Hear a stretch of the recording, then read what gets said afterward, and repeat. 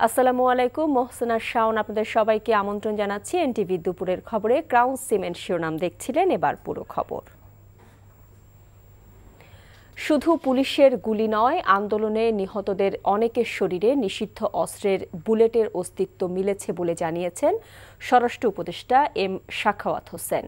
কারা এসব অস্ত্র ব্যবহার করেছে সে বিষয়েও তদন্ত চলছে বলে জানান তিনি।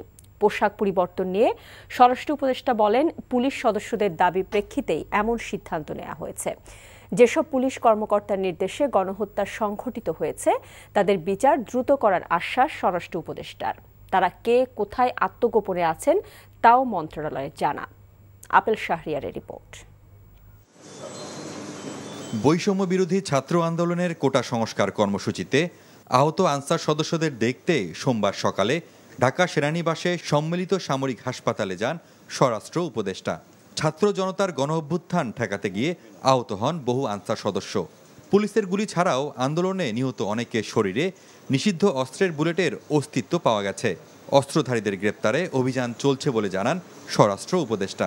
অথরাইজড পুলিশকে করা হয়েছিল, র্যাবকে করা হয়েছিল, সেই ওয়েপন কিভাবে এদের হাতে গেল?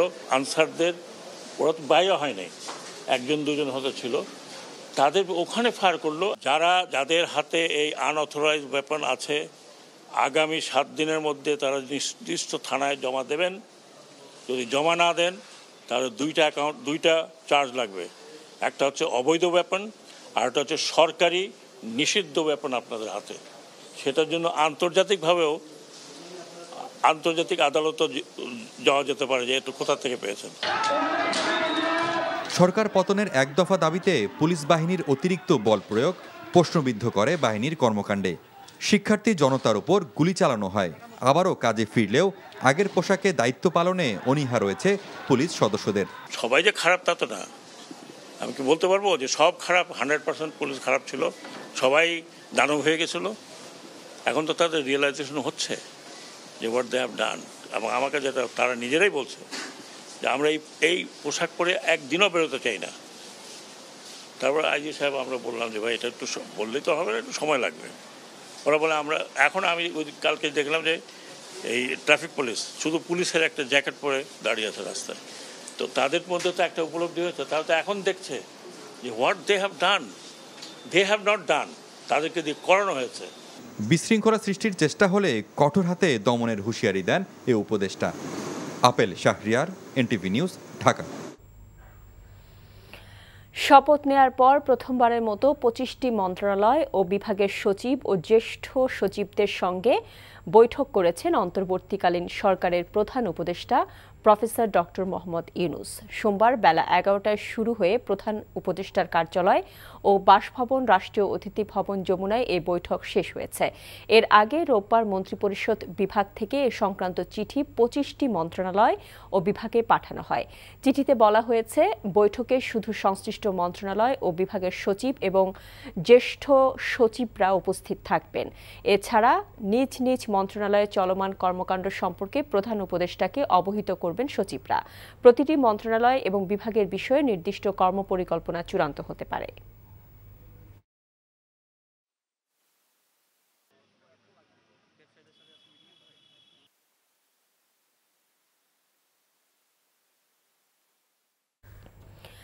বৈঠকের বিষয়ে জানতে সরাসরি যাচ্ছি প্রধান উপদেষ্টার কার্যালয়ে স্পেশাল করেসপন্ডেন্ট নজরানা চৌধুরীর কাছে। নজরানা, বৈঠকে কি নিয়ে আলোচনা হয়েছে কিছু জানতে পেরেছেন?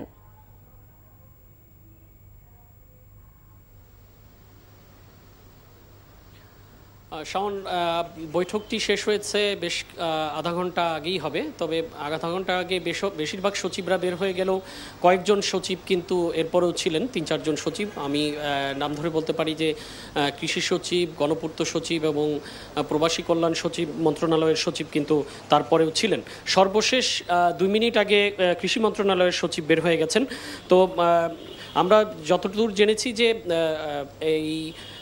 এই সরকার দায়িত্ব নেওয়ার আগে এবং বিগত সরকার পদত্যাগের পর মাঝখানে যে 3 দিন ভ্যাকুয়াম ছিল, আসলে দেশে কার্যত কোনো সরকার ছিল না, তো সেই সময়ে প্রশাসনের কাজে যে এক ধরনের স্থবিরতা চলে এসেছিল, সেই স্থবিরতা অলরেডি কাটিয়ে উঠতে শুরু করেছে সরকার। কিন্তু তারপরও আরও বেশি গতি আনার জন্যই কিন্তু প্রধান উপদেষ্টা তার আওতাধীন যে মন্ত্রণালয়গুলো রয়েছে, বিভাগগুলো রয়েছে, সেই মন্ত্রণালয় বিভাগের সচিবদের সাথে বৈঠক করলেন।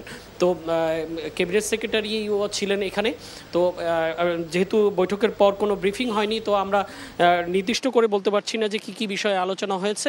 তবে এবং সবশেষ যেহেতু কৃষি সচিব বের হয়ে গেছেন, তিনি প্রায় আধা ঘন্টার মতো অতিরিক্ত ছিলেন। তো আমার ধারণা যে দেশে যে একটি অর্থনৈতিক ক্রান্তিকাল চলছে, অর্থনীতির অবস্থা একটু সমস্যার মধ্য দিয়ে যাচ্ছে, তো সেখানে কৃষি প্রধান দেশ হিসেবে কৃষি উৎপাদন বাড়ানোর কোনো বিকল্প নেই। তো সেই কারণে হয়তো কৃষি সচিবকে নির্দিষ্ট করে কোনো নির্দেশনা দিয়েছেন প্রধান উপদেষ্টা। আর শাওন, এর আগে কিন্তু আরেকটি বৈঠক হয়েছে, সেটি 10:30টার সময় এই বৈঠকটি শুরু হয়। প্রধান উপদেষ্টা বৈঠক করেছেন সেনাপ্রধান জেনারেল ওয়াকারুজ্জামানের সাথে। সেখানে প্রায় 45 মিনিটের মতন এই বৈঠকটি স্থায়ী হয়েছিল। 11:30টার সময় শেষ হয় এবং সেনাপ্রধান বের হয়ে গেছেন। তো আমরা যতদূর শুনতে পেরেছি, জানতে পেরেছি যে যেহেতু সেনাবাহিনীর সদস্যরা এখনও মাঠ পর্যায়ে আইনশৃঙ্খলার দায়িত্বে আছেন, তো তাদের কার্যক্রম নিয়ে এবং দেশের আইনশৃঙ্খলা পরিস্থিতির কী অবস্থা সেটি বিষয়ে আপডেট দেওয়ার জন্যই হয়তো সেনাপ্রধানকে ডেকেছিলেন প্রধান উপদেষ্টা। তো আমরা পরবর্তীতে এই বিষয়ে অফিসিয়ালি কোনো ব্রিফিং পেলে আমরা সেটি জানাতে পারবো। শাওন, জানছিলাম সচিবদের সাথে প্রধান উপদেষ্টার বৈঠকের খবর। বাংলাদেশের গণজাগরণকে নস্যাৎ করতে ভারতীয় কিছু গণমাধ্যম সংখ্যালঘুদের নিয়ে গুজব ছড়াচ্ছে বলে অভিযোগ করেছেন বিএনপি মহাসচিব মির্জা ফখরুল ইসলাম আলমগীর। সেই ষড়যন্ত্র রুখে দিতে ছাত্র জনতাকে অন্তর্বর্তীকালীন সরকারকে সহযোগিতার আহ্বান তার। একই সাথে দ্রুত সময়ের মধ্যে নির্বাচনের আয়োজন করারও দাবি জানান বিএনপি মহাসচিব। শফিক শাহিনের রিপোর্ট।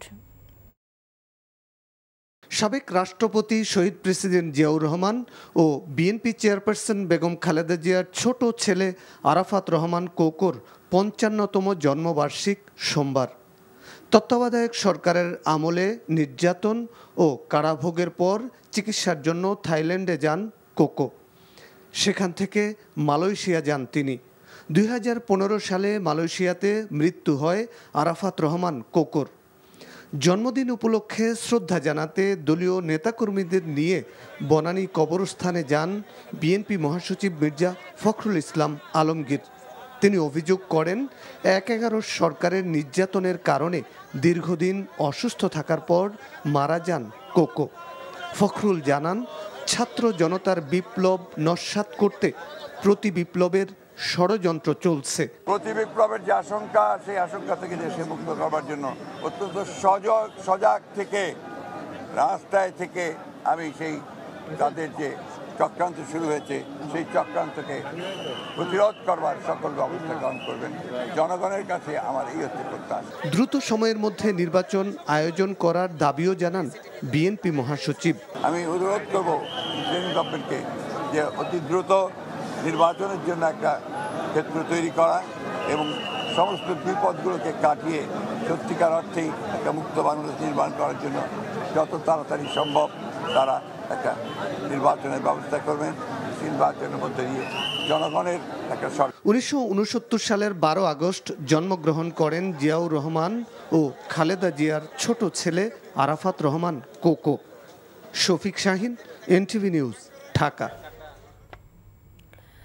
প্রধান বিচারপতি সৈয়দ রেফাত আহমেদ ও অন্য বিচারপতিরা জাতীয় স্মৃতিসৌধে শ্রদ্ধা নিবেদন করেছেন। ঢাকা সাভারে অবস্থিত জাতীয় স্মৃতিসৌধে পুষ্পার্ঘ্য নিবেদন করেছেন তারা। সকালে প্রধান বিচারপতি সৈয়দ রেফাত আহমেদ এবং অন্য বিচারপতিরা মহান মুক্তিযুদ্ধের বীর শহীদদের প্রতি শহীদ বেদিতে বিনম্র শ্রদ্ধা জানান। এ সময় কিছুক্ষণ নীরবে দাঁড়িয়ে থাকেন তারা। শ্রদ্ধা নিবেদন শেষে স্মৃতিসৌধের পরিদর্শন বইয়ে স্বাক্ষর করেন প্রধান বিচারপতি। পরে প্রধান বিচারপতি সহ অন্য বিচারপতিরা যান ঢাকা বিশ্ববিদ্যালয়ে অবস্থিত কেন্দ্রীয় শহীদ মিনারে। সেখানে মহান ভাষা শহীদদের স্মৃতির প্রতি ফুলেল শ্রদ্ধা জানান।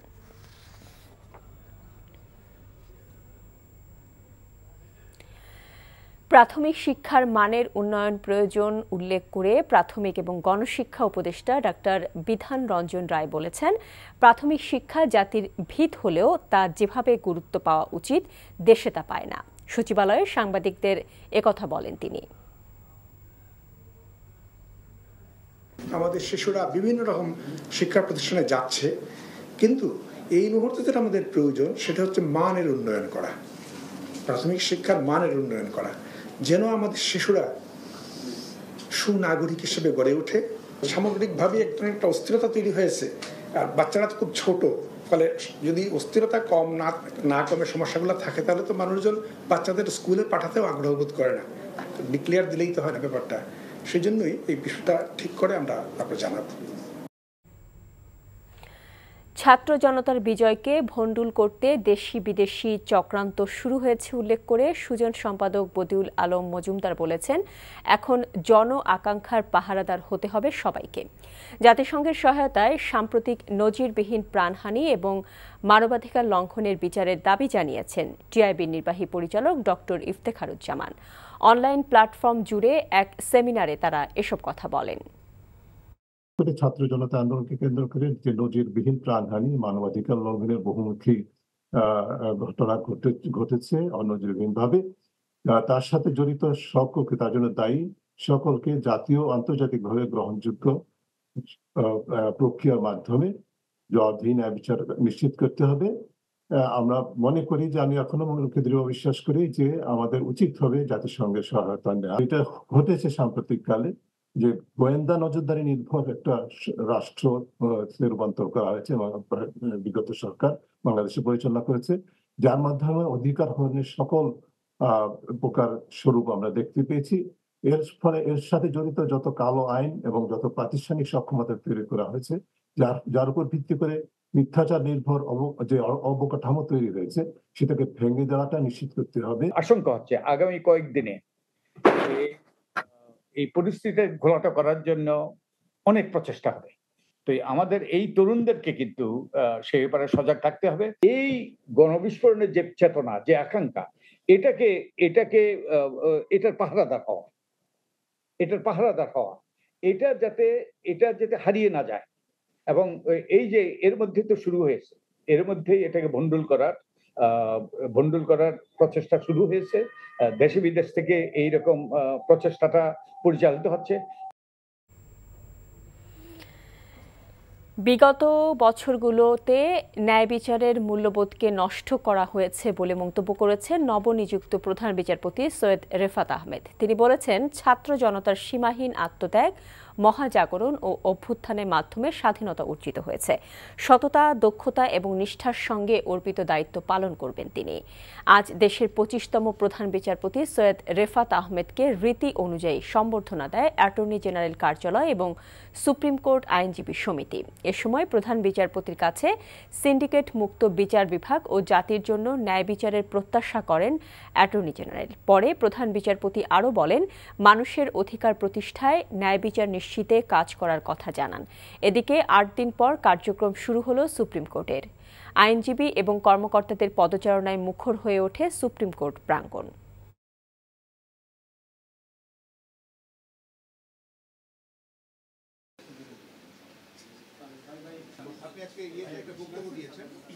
পৃথিবীর ইতিহাসে বিরল এ ঘটনা।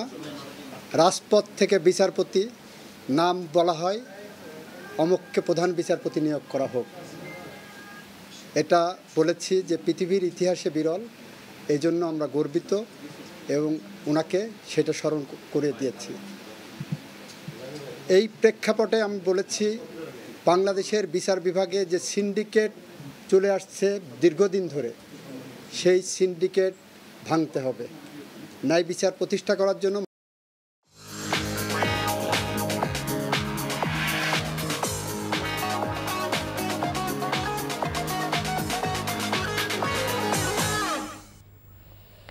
নগদ নিবেদিত অর্থনীতির সংবাদ। দেশের নতুন ব্যাংকগুলো প্রায় মৃত অবস্থায় আছে, আর ইসলামী ব্যাংকগুলোর অবস্থাও মুমূর্ষ। এমন তথ্য জানিয়ে গবেষণা প্রতিষ্ঠান সিবিডি বলছে, আমানতকারীদের অর্থের সুরক্ষা নিশ্চিত করা এখন বড় চ্যালেঞ্জ। সেক্ষেত্রে ব্যাংক কমিশন গঠন করে ব্যাংকিং খাতকে অনিয়ম এবং দুর্নীতিমুক্ত করতে অন্তর্বর্তীকালীন সরকারকে দৃঢ় অবস্থানে যাওয়ার তাগিদ দিয়েছে সিপিডি। এছাড়া আগামীতে জাতির সামনে নিয়মিতভাবে ঋণ খেলাপিদের তালিকা প্রকাশ করার পরামর্শ দিয়েছে সংস্থাটি। হাসানুল শাওনের রিপোর্ট। দেশের ব্যাংকিং খাত নিয়ে সেন্টার ফর পলিসি ডায়ালগ সিপিডির এই মিডিয়া ব্রিফিং, যাতে প্রতিষ্ঠানটি জানায় বিগত সরকারের নীতি নির্ধারকদের ব্যর্থতাই এ খাতের দুরবস্থার জন্য দায়ী। বাংলাদেশ ব্যাংকের মতো একটা প্রতিষ্ঠান তার গভর্নরকে লুকিয়ে থাকতে হয় সরকার পরিবর্তন হলে, এটা কেন? বিশেষ করে সরকারের আশ্রয় প্রশ্রয়ে ব্যাংকিং খাতে সুবিধাভোগী শ্রেণী গড়ে উঠেছে অভিযোগ করে সিপিডি বলছে, ব্যাংকিং খাতের অলিগার্কদের দমন করার সময় এখনই। যারা তৃতীয় প্রজন্মের ব্যাংকগুলো, তো এরা একেবারেই চলার মতো না, তাদেরকে ক্লিনিক্যালি ডেড বলা যায়। এবং বাকি অনেকগুলো ব্যাংক দেখেন, ভালো ব্যাংকগুলো যেমন ধরেন ইসলামী ব্যাংক ছিল তো একসময় ভালো, এটাকে অধিগ্রহণ করার পর আস্তে আস্তে এগুলো দুর্বল হতে হতে এগুলাকে আমরা বলছি মুমূর্ষু অবস্থায়। তো এটাকে বোর্ড ডিসলভ করে ম্যানেজমেন্ট পরিবর্তন করে এগুলাকে যদি আবার ফেরত আনা যায়, এটার কথা বলছি। ইচ্ছাকৃত ঋণখেলাপিদের বিরুদ্ধে যথাযথ ব্যবস্থা নেওয়া এবং বাংলাদেশ ব্যাংকে প্রয়োজনীয় সংস্কারের পরামর্শ দিয়েছে সিপিডি। কাঠামোগত সংস্কার করে এই খাতটাকে শক্তিশালী করা যায় এবং এটার জন্য রাজনৈতিক সদিচ্ছা, রাজনৈতিক দৃঢ়তা দরকার, যেটা আমরা অতীতে দেখতে পাইনি। এবং আমাদের আশা যে এই যে ইন্টারিম সরকার গঠিত হয়েছে, তারা এই ধরনের একটা দৃঢ় অঙ্গীকার নিয়ে এই খাত এবং অর্থনীতির অন্যান্য খাতকে পুনরুদ্ধারে সচেষ্ট হবেন। ব্যাংকিং কমিশন গঠনের পাশাপাশি এ খাতে ব্যবসায়ী আর রাজনীতিবিদদের আঁতাত বন্ধের উদ্যোগ নেওয়াও জরুরি বলে জানায় সিপিডি। একটা ব্যাংকিং কমিশন করে তারপরে সামনের দিকে আমাদের কিভাবে যাওয়া, কোন ধরনের সংস্কার করা, রাজনৈতিক এবং এই যে অর্থবিত্ত যাদের আছে, এই যে তাদের যে একটা অশুভ আঁতাত, আনহোলি অ্যালায়েন্স, যেটার মধ্যে ব্যাংককে ব্যবহার করা হয়, এই দুষ্ট চক্র ভাঙতে হলে কি করতে হবে সেটা নিয়ে কিন্তু এই কমিশন অনেকগুলো ভালো পরামর্শ দিতে পারবে বলে আমাদের বিশ্বাস। এছাড়া নির্দিষ্ট কিছু ব্যক্তির দৌরাত্ম্য কমিয়ে শেয়ার বাজারেও প্রয়োজনীয় সংস্কারের তাগিদ দেওয়া হয় সিপিডির এই সংবাদ সম্মেলনে। Hasanul Shaon, NTV news, Dhaka.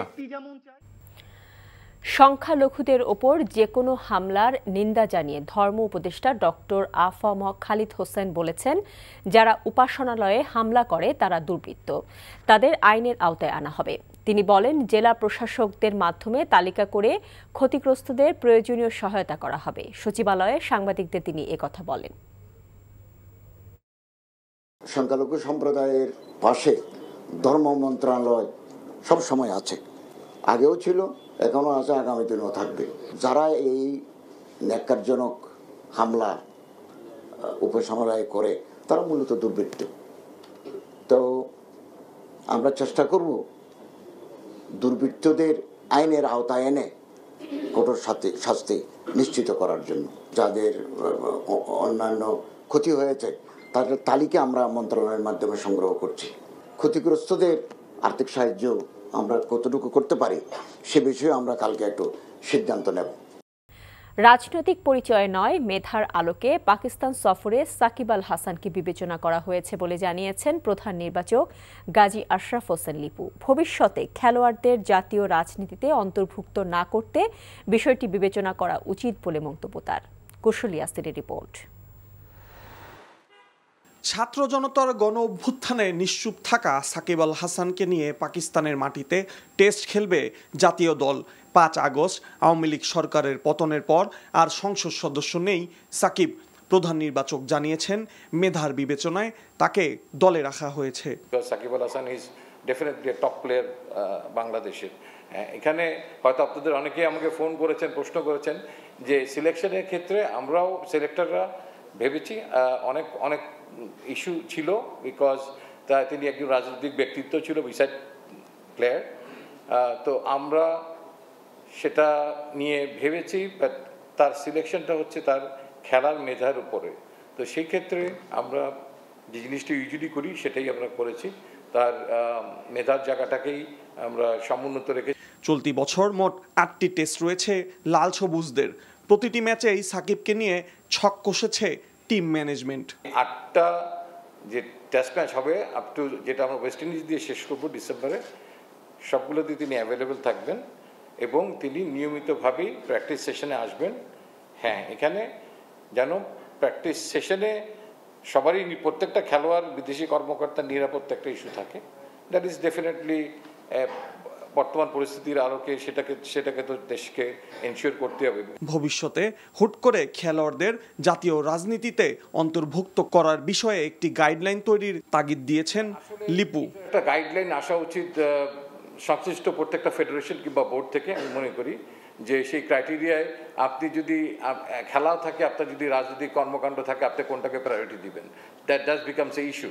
So that সেই কারণে বোর্ডের একটা স্পেসিফিক আমার মনে হয় দিক নির্দেশনা যদি থাকে তাহলে মনে ভালো হয়। তাহলে আর কেউ কোনো খেলোয়াড় আর রাজনীতিতে যাওয়ার আগে চিন্তা করবেন যে তার প্রায়োরিটি কোথায়। মানে এই রাস্তাটা আমার মনে হয় বন্ধ হওয়া উচিত। 21 আগস্ট রাওয়ালপিন্ডিতে শুরু হবে সিরিজের প্রথম ম্যাচ। স্কোয়াডে থাকা বাকি সদস্যরা এদিন ঢাকা ছাড়লেও বর্তমানে কানাডাতে অবস্থানরত সাকিব সরাসরি পাকিস্তানে যোগ দেবেন দলের সঙ্গে। কুশল ইয়াসির, NTV নিউজ, ঢাকা। এই ছিল দুপুরের খবরে। এই খবরের ভিডিও সহ আপডেট জানতে ভিজিট করুন NTV অনলাইন www.ntvbd.com। এছাড়াও NTV জনপ্রিয় সব অনুষ্ঠান ও খবরের আপডেট জানতে ভিজিট করুন আমাদের ইউটিউব ও ভেরিফাইড ফেসবুক পেজ। 5টায় দেশের খবর দেখার আমন্ত্রণ রইল। এতক্ষণ সাথে থাকার জন্য সবাইকে ধন্যবাদ।